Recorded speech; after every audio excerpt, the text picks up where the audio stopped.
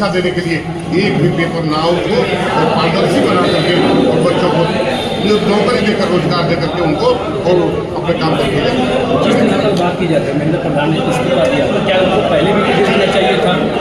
बच्चों की लाठियाँ गिराकर इस्तीफा देने के लिए भारतीय जनता पार्टी इस तरह की पार्टी है, उस संविधान में विश्वास नहीं करती, लोकतंत्र में विश्वास नहीं करती। वो तो उसको झुकना पड़ा, छात्रों को बहुत पीटा उन्होंने, उसके बाद छात्रों की संख्या और बढ़ गई और ये आंदोलन देश भर में फैल गया। तब जाकर के उन्होंने, मैं छात्रों को, उन नौजवानों को मैं बधाई देना चाहूँगा कि आपने ऐसी लड़ाई लड़ी जो 12 साल में सरकार जिनसे नहीं झुकती थी, उसको झुकना पड़ा और उस समस्या को झुकना। अध्यक्ष जी, जिस तरह देखा गया है कि नीट पेपर लीक होने के बाद तमाम प्रकार के हंगामे हुए, जिसमें कई छात्रों ने आत्महत्या कर दिया, उन परिवारों के लिए क्या कहना चाहेंगे और पार्टी कहाँ तक इसकी आवाज़ उठाएगी?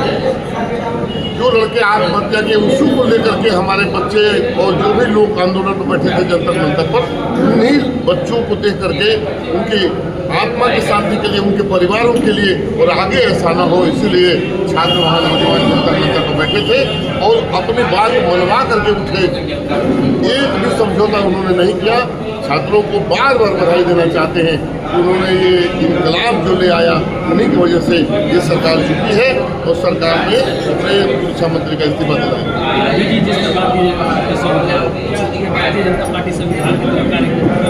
भारत की संविधान को भारतीय जनता पार्टी बदलना चाहती है, इसीलिए सारी पार्टियों को तोड़ रही है कि तोड़ करके कैसे भी 362 कर ले, 362 किस दिन मिलेगा, ये निश्चित रूप से संविधान को बदल देने का काम करेंगे।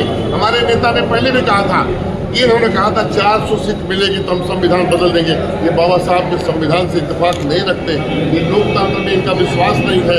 इसीलिए आने वाले 2027 में प्रदेश में हराएंगे और 2029 में देश से इनको भगाने का काम करेंगे ताकि पुनः एक बार लोकतंत्र की बहाली हो सके।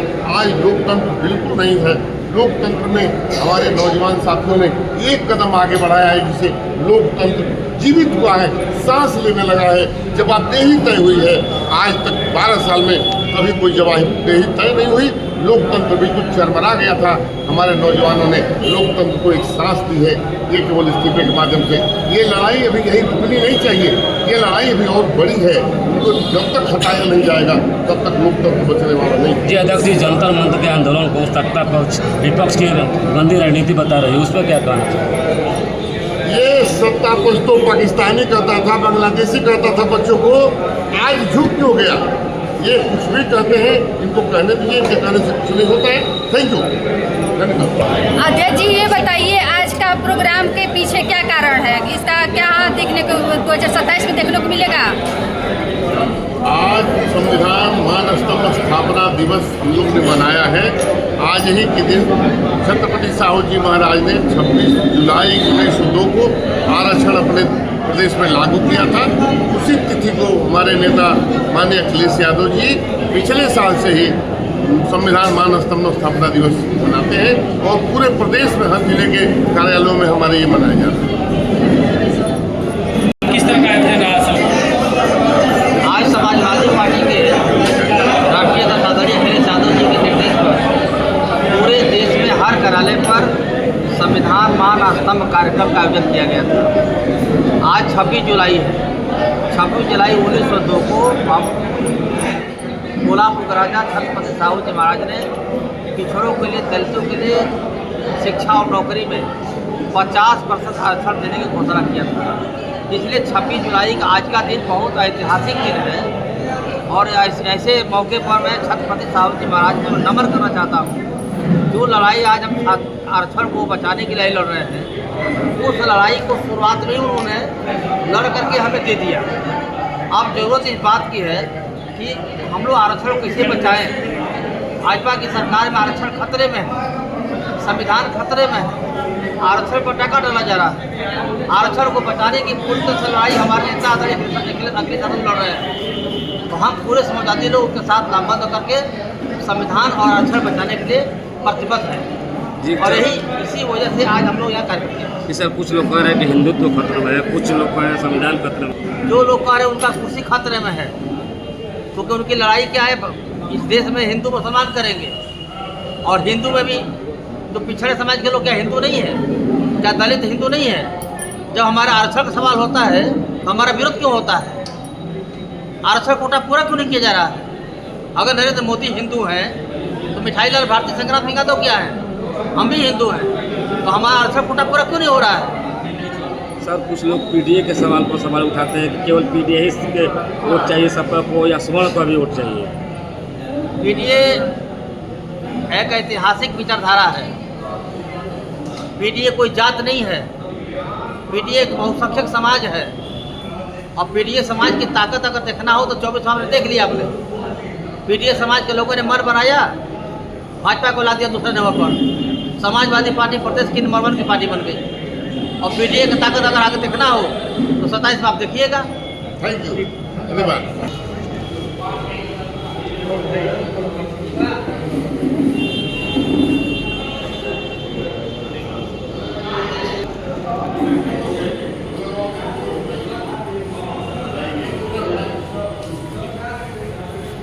जुलाई में 2 दिन एक तो करगिल भी एक्चुअली क्वेश्चन कहना हम ये चाहेंगे कि अरे भैया आईडियो आवेदन कहाँ से आज ने पहली बार अपने कोल्हापुर स्टेट में 50% बैकवर्ड क्लास के लिए रिजर्वेशन स्टार्ट किया था।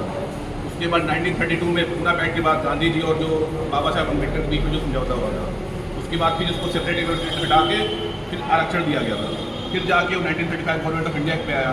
फिर फर्दर जाके जब संविधान बना तो उसमें भी आरक्षण का बात की गई थी, जिसमें 49.5% SC ST OBC मिला के सारा आरक्षण की बात की गई है। लेकिन अभी भी देखा जाए इस टाइम में जब से ये गवर्नमेंट बनी है, जो 49.5% है वो भी आरक्षण पूरा नहीं हो पा रहा है। अभी देखेंगे तो ग्रुप CD में 70% 60% का रिजर्वेशन मिल जा रहा है, लेकिन ग्रुप A में और भी जो ग्रुप A के जॉब हैं, प्रोफेसर की जॉब है, इन सब में 80% वैकेंसी है। अभी के टाइम में देखेंगे तो सुप्रीम कोर्ट, जब सुप्रीम कोर्ट में जाएंगे आप तो उसमें जो 33 जज हैं उसमें से 28 जज आपके जनरल कास्ट के हैं। वैसे वही हाल है जो जितने भी स्टेट है उसमें जो जितने भी चीफ सेक्रेटरी हैं उसमें भी 80 से 90% लोग जनरल कास्ट के हैं। तो हमारी कोई जनरल कास्ट से दुश्मनी नहीं है और ऐसे लोग उसको दुश्मनी है, लेकिन बाकी लोग जो भी हैं, जो भी इस देश के नागरिक हैं, जो भी पिछड़े रह गए, सबको उनका सम्मान मिलना चाहिए, सबको उनका अधिकार मिलना चाहिए। और अगर 85% पॉपुलेशन होने के बाद भी 49% रिजर्वेशन मिला हुआ है तो उसमें तो और बढ़ना चाहिए ना, लेकिन उतना भी फुलफिल नहीं हो रहा, बैकलॉग पे बैकलॉग चला जा रहा है। तो इस आरक्षण का फायदा क्या हो रहा है? इस सरकार को बदलनी पड़ेगी और फिर से हमको आरक्षण और बढ़ाना पड़ेगा। जब तक लोग, जितने भी लोग हैं, जब तक आखिरी बंदे तक सोशल और जस्टिस सोशल इकोनॉमिक जस्टिस नहीं पहुंचता है तब तक ये लड़ाई लड़नी पड़ेगी। और ये अगर हम रिजर्वेशन की बात करते हैं तो हम किसी कास्ट के खिलाफ नहीं है, हम हर एक इंसान के हक के लिए हैं, जिसको हक मिलना चाहिए, नहीं कि हम दूसरे का हक छीन के आपको नहीं देना चाहते। जिसकी जितनी संख्या भारी हो उतनी भागीदारी होनी चाहिए। अभी तक सोशल और जस्टिस सोशल और इकोनॉमिक जस्टिस नहीं पहुंच जाता है तब तक आरक्षण खत्म करना क्यों चाहते हैं? जब आप सब लोग बराबर हो जाएंगे तो खत्म हो जाएगा। कि वो सामंती सोच के लोग हैं, वो चाहते हैं कि उन्हीं की हुकूमत रहे, वो लायक हो चाहे ना हो, मेरिट हो चाहे ना हो, उनके जात के नाम पे उनके जात के नाम पे उनको सब कुछ मिलता रहे। संविधान दिवस भी 26 नवंबर 1949 को उसी दिन से संविधान दिवस मनाया जाता है। आरक्षण दिवस में 26 जुलाई को। मेन मुद्दा ये है कि एक वर्ड है संप्रभुता। जब आप संविधान पढ़ेंगे तो उसमें एक संप्रभुता वर्ड है प्रियम्बल में। संप्रभुता का मतलब ये होता है कि जो भी आज़ाद देश होता है वो किसी भी देश की आज्ञा को नहीं मानेगा। अभी क्या हो रहा है? अभी मोदी जो है ट्रंप की बात मान रहा है, कभी इसकी बात मान रहा है, कभी उसकी बात कर, किससे तेल खरीदना है, किससे नहीं खरीदना। इजराइल फादरलैंड बोल रहा है। इस आदमी को शर्म नहीं आ रही है कि मदरलैंड इंडिया हो तो फादरलैंड कोई वर्ड ही नहीं था, उसको जाके इजराइल फादरलैंड बोल रहा है। और जो हमारी जब से देश आज़ाद हुआ तब से हम नॉन अलाइन्ड मूवमेंट वाले थे। हम किसी भी नाटो के साथ रहे ना हम रसिया के साथ रहे, लेकिन इस बंदे ने इजराइल के कदमों में गिर के हम लोग अपनी इज्जत नहीं खराब कराई, ये 150 देशवासियों की इज्जत खराब कराई आपने। सर पीडीए को लेकर क्या करेंगे? तो सारे लोग हैं, जितने भी अगड़े पिछड़े सारे लोग हैं, जो भी परेशान हैं, जो भी प्रताड़ित हैं, जो भी दुखी तपमाने, सब साथ में हैं। आप पीडीए के कम से कम 300 सीटें आएंगी।